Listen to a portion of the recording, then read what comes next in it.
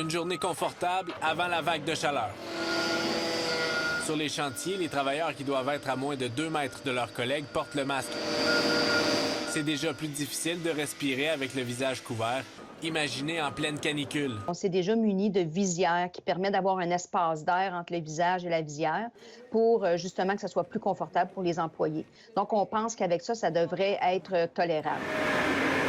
Ça fait 2 semaines que les chantiers sont ouverts et jusqu'ici, les mesures imposées par la santé publique ne retardent pas les travaux à Sherbrooke. Pour ce qui est des coûts engendrés, la ville est toujours en évaluation. On est encore en train d'évaluer la quantité de masques qu'on va utiliser par semaine et la quantité d'équipement qui va être requis. Là, les visières, on ne sait pas si c'est excessivement résistant. Donc, on devra voir si on devra les remplacer régulièrement. Donc, ces coûts-là vont venir dans le temps.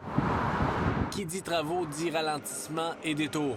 Les policiers ont bien l'intention de se faire voir tout l'été dans les zones de construction. D'écouter les consignes, d'être attentif à la route, de réduire sa vitesse.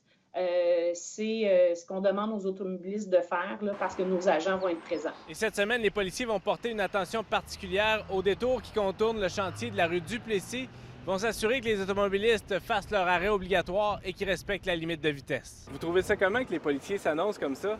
Bien, je trouve ça excellent. Ouais, on va faire plus attention. Bien, c'est correct. Je pense que ça va calmer les gens qui, des fois, respectent peut-être pas les limites de vitesse. Par le passé, les signaleurs ont été victimes de nombreux comportements violents de la part d'automobilistes impatients. La police de Sherbrooke gardera un œil attentif sur cette problématique. Elle rappelle que désobéir à un signaleur est passible d'une amende de 314 $ et 4 points d'inaptitude. Jasmin Dumas, TVA Nouvelle Sherbrooke.